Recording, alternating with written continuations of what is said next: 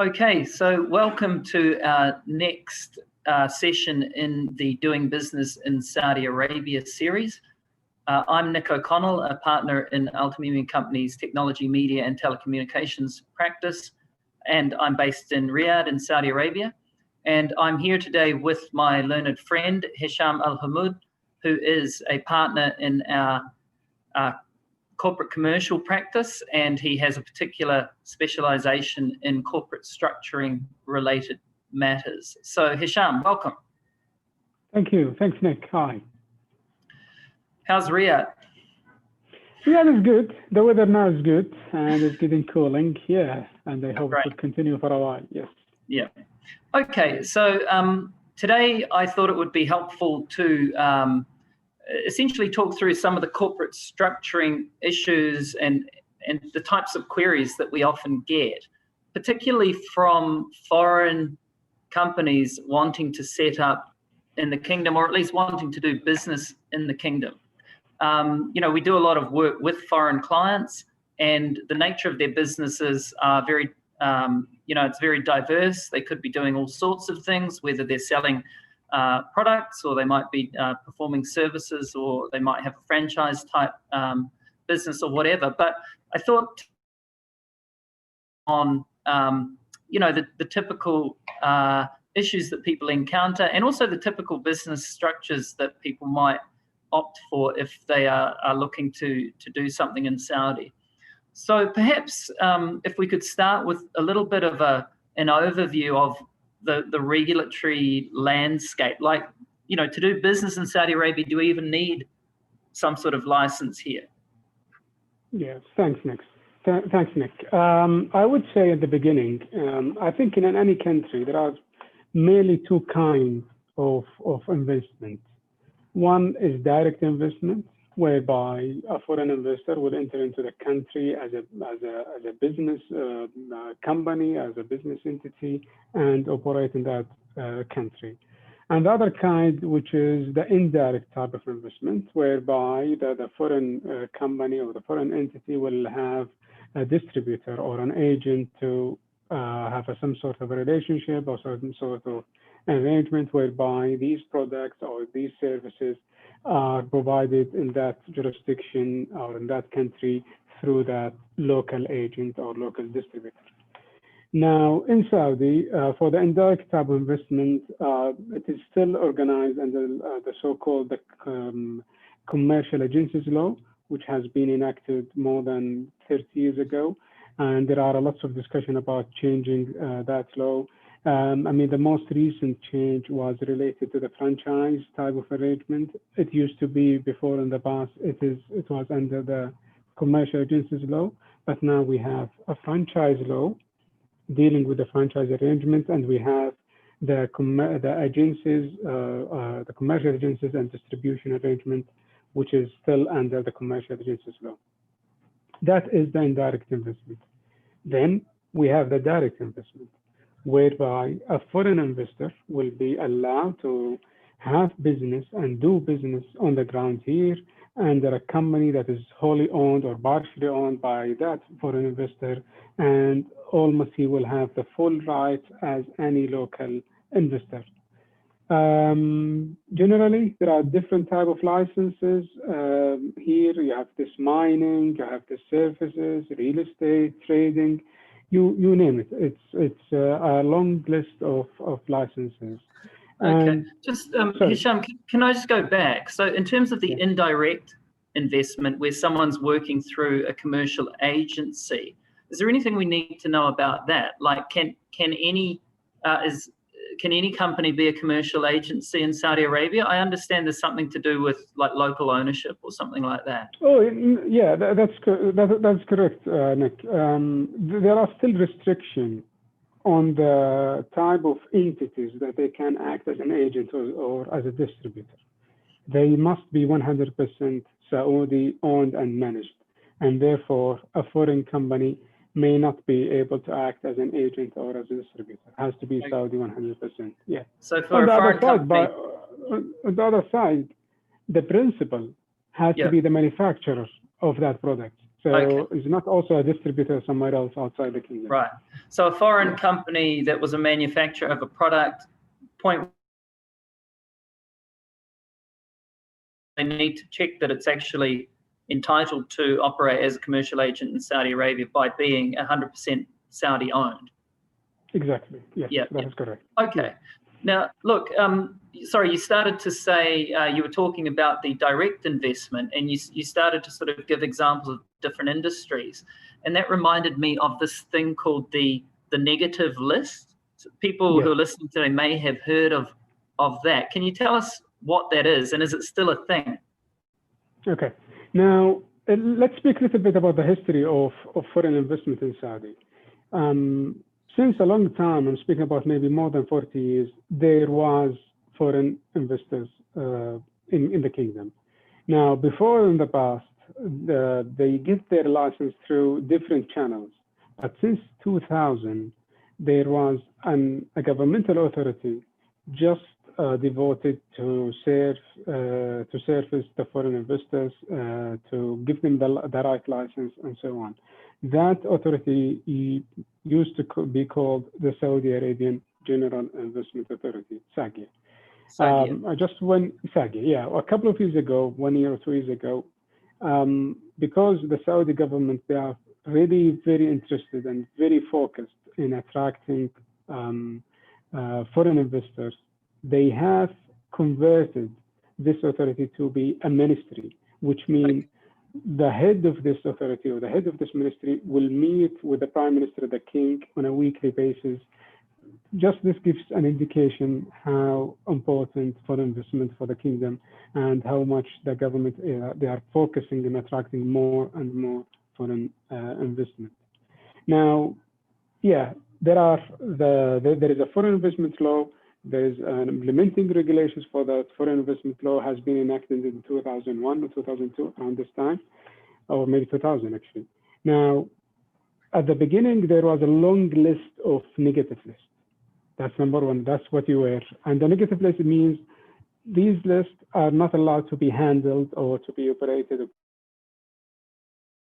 They are mostly either restricted by GCC nationals or by Saudi nationals.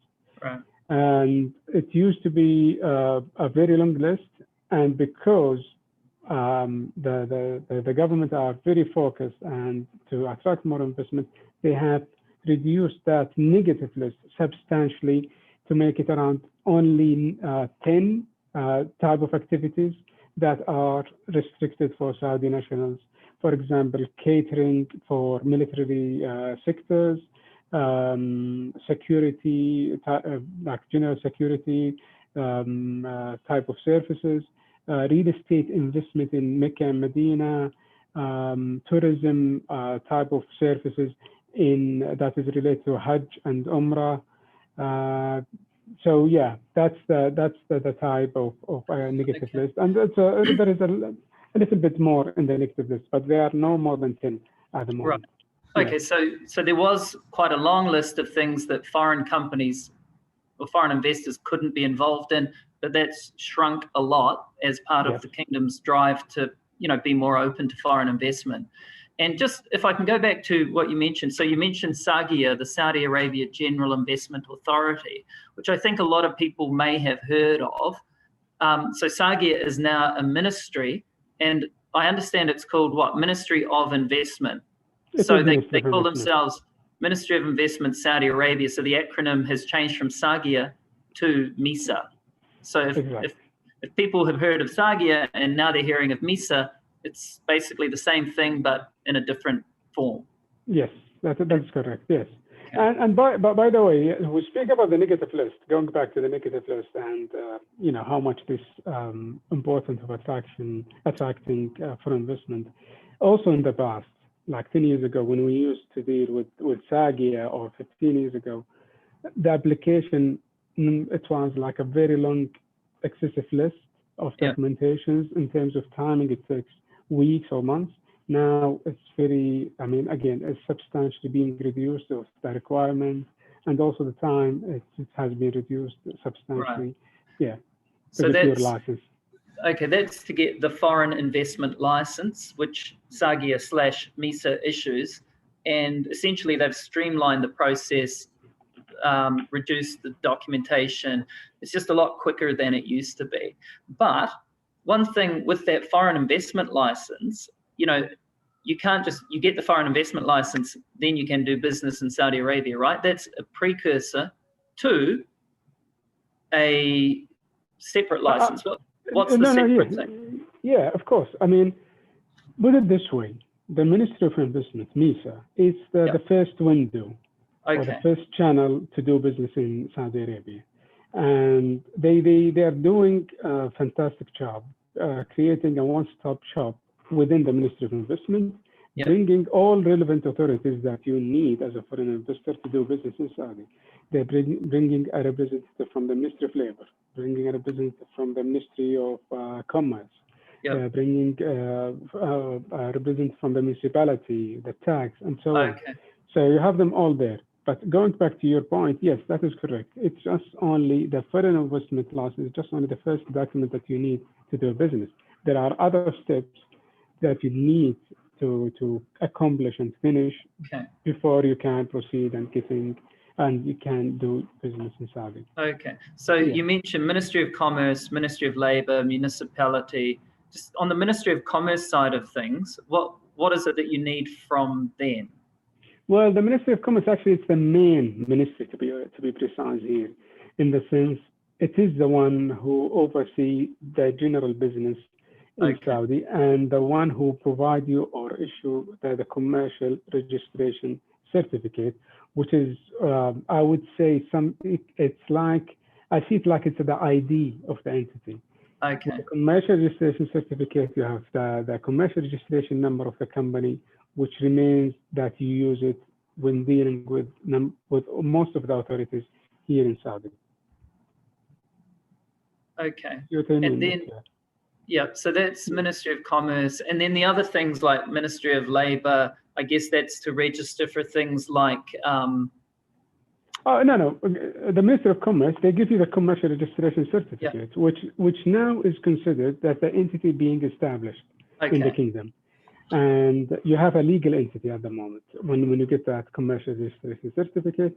And then you start what we call it the post incorporation registration or the secondary registration, where you have to register with the Ministry of Labor. So you can register your employees, where you have to register at the General Organization for Social Insurance, also to register your employees for either work hazards or for social pension. You have to register with the tax and so on. Yes. So these are other authorities that you need to register and make everything is and in compliance. Yeah.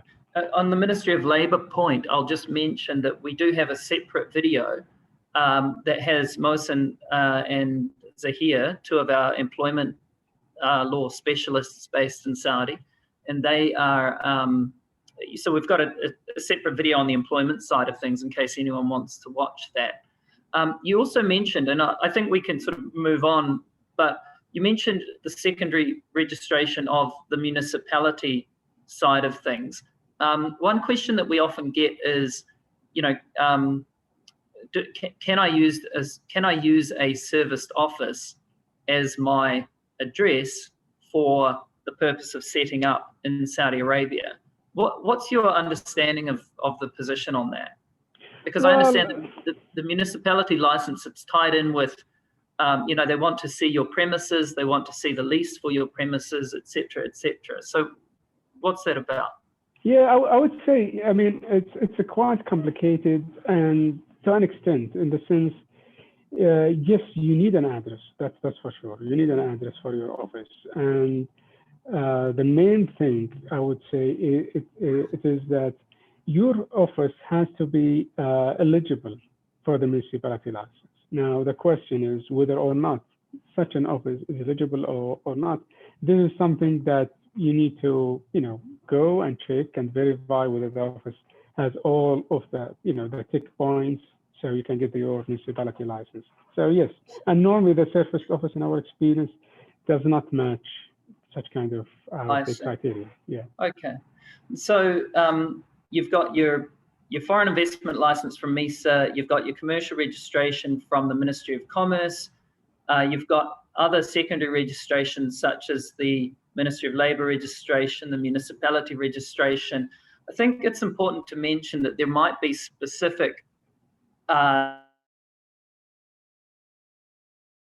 need other registrations, so we wouldn't call them secondary registrations, but they're completely sort of separate registrations. And I know, because I do the technology, media, telecommunications stuff, that if you're operating in the telecoms sector, there are certain activities that you would need to get a license for from the CITC, which is the telecoms regulator. And then similarly in the media sector, like media production or operating cinemas or whatever the case may be, you would also need to get a license from the GCAM, which is the General Commission for Audiovisual Media. So those licenses may also exist depending on the nature of the industry you're involved in, right? That is correct, yes. And you could divide this type of licenses or approvals into type. One of them, the pre-request or requisite, or the after. So, for example, if you want to set up a bank or an insurance, as a foreign company, before you can approach the Ministry of Investment, you may need to go to the relevant authority and get their approval. And then with that approval, you go to the Ministry of Investment and say, here you go, we have this approval, can you issue us a foreign investment license? On the other hand, there are other type of licenses or approval whereby you get your license from the Ministry of Investment, and then you go to that authority asking them for approval to start carry out such kind of activity. I see. So yeah, you have two different kinds of activities. Okay. Oh. Look. Okay. I think let's perhaps move on, because we've been going for about 15 minutes or something, and the plan is to try and limit this to half an hour. But I thought it would be good perhaps if you could speak about some of the types of structures that are available. So if someone is getting their commercial registration in Saudi, or they're setting up in Saudi, what are the sort of the typical businesses? Like there's an LLC is one, and branch is one. Can you talk us through what those options are? Well, in terms of doing business, I mean, there are other type of foreign investment licenses whereby they will give you a license, but perhaps is not necessarily you are doing business. For example, the technical scientific office. So you are not necessarily doing business, as opposed you are just like assisting your agent or distributor, providing technical support. So this is, I would say, comes as in a form of a branch, but we call it normally technical scientific office. Now, going back to the point about doing business. So there are legally mainly three types of forms. One is a joint stock company, and whether it's closed or it's public, but normally it's closed joint stock company. And we have the limited liability company, LLC, and the branch. And to considering the time constraints, I would say the most common vehicle that most of the foreign investors are interested to learn more about is the branch and the LLC, because these is the most common vehicle comes here. The branch, in the name of it, or like the meaning of it, it's a branch. It's a part of something else.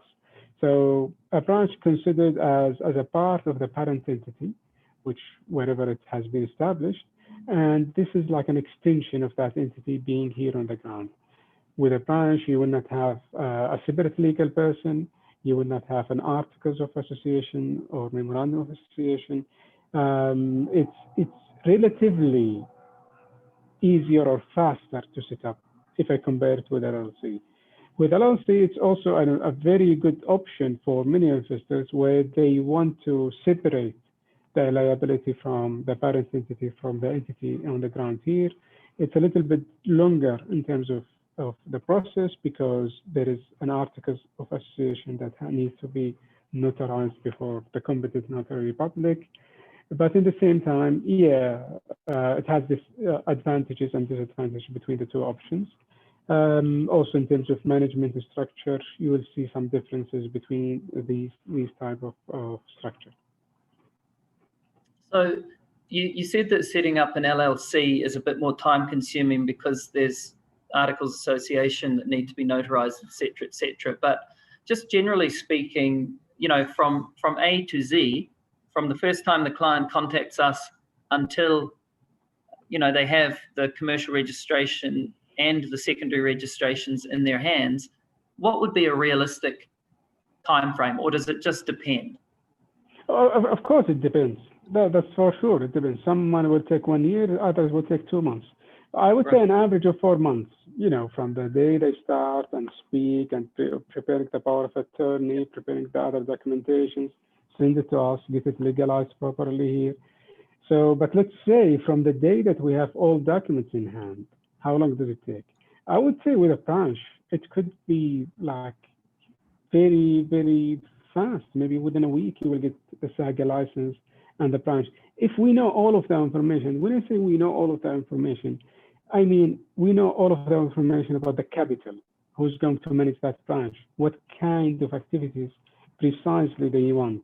Does this need an additional approval or license? So yeah, that's the sort of things when I say it depends.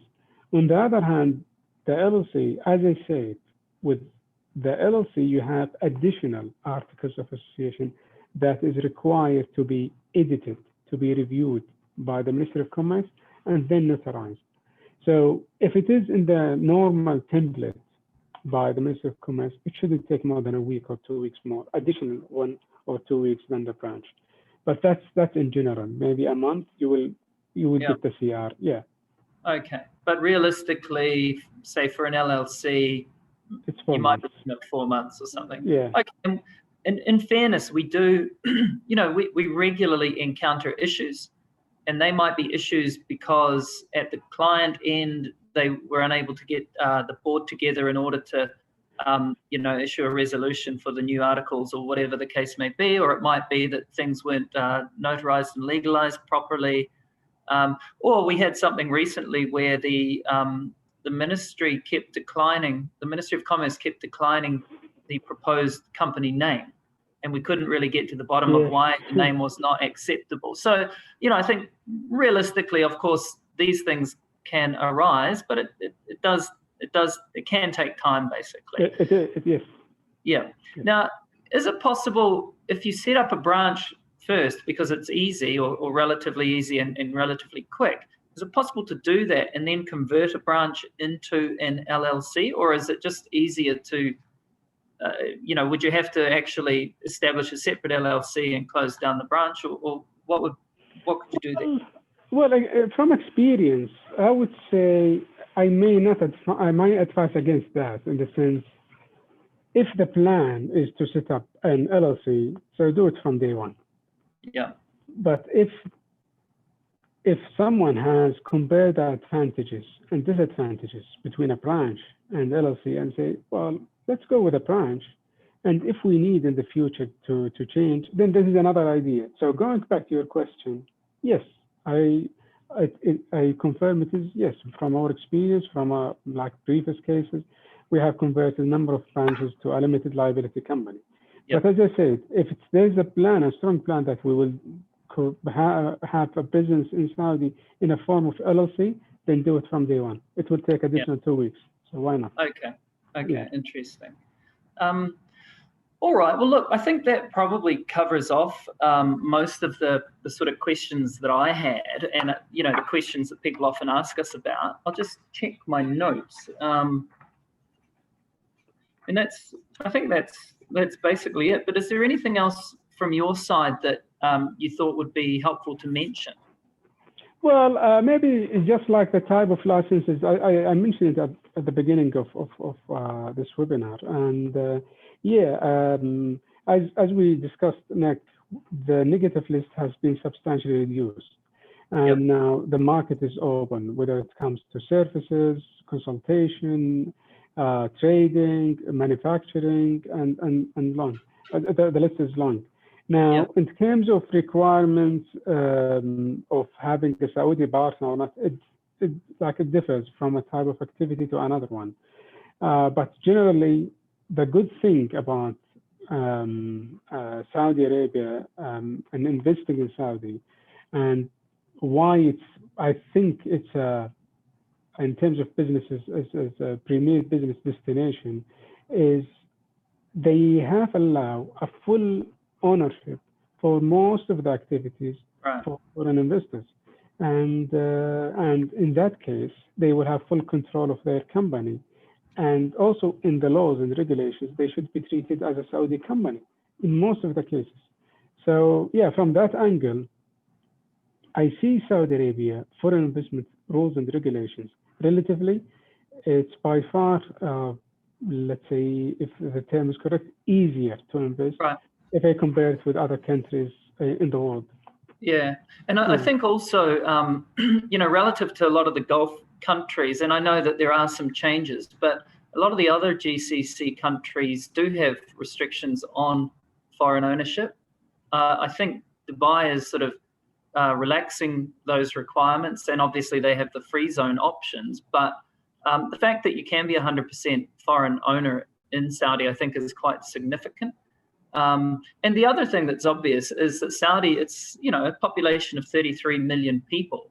So, if you're looking at doing business in the region, and obviously it depends on what your business is, but I mean, this is a massive market. Anywhere else in the region pales, well, most places in the region pale in comparison to Saudi. So I think people shouldn't see Saudi as being, too hard. In fact, I was talking to someone the other day who, he's a small business operator, and he's come here, and he's sort of, I think he's from the UK, but he's set things up himself, and things are sort of proceeding nicely. It's not as hard as it used to be.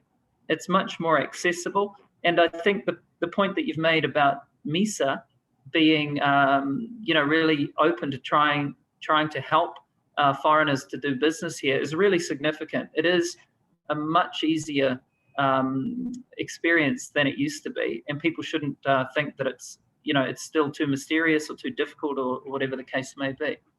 I cannot agree with you more. Yes. Yeah. Yes. Now, so if anyone has any questions, they can obviously reach out to Hisham or myself, and you can find our emails. I don't know if I can say link in bio, like the YouTubers do, but but I'm sure you can find us. Joanna, who's behind the scenes there, I'm sure can arrange to have our email addresses appear after this session. And then the other thing that I want to flag is, and this is the Japanese edition, which is not particularly helpful unless you speak Japanese, but we do have a book called Doing Business in Saudi Arabia, and you can actually access and download PDF versions in English or in Chinese or in Japanese on our website. And again, I think, Joanna, you can probably put a link to the Doing Business in Saudi Arabia book at the end of this video as well. It includes a lot of basic information about things like setting up, about labor issues, about tax issues, government procurement, which is another good one. It's quite a handy resource. So if you're interested, then by all means, access the PDF version of the book on the Al Tamimi website, which is www.tamimi.com, TAMIMI.com. Or reach out to Hisham or myself, and we will be very pleased to assist. Okay, so thank you very much, and check out some of the other videos while you're here. Thank you, Nick. Thanks everyone. Thank you. Bye-bye.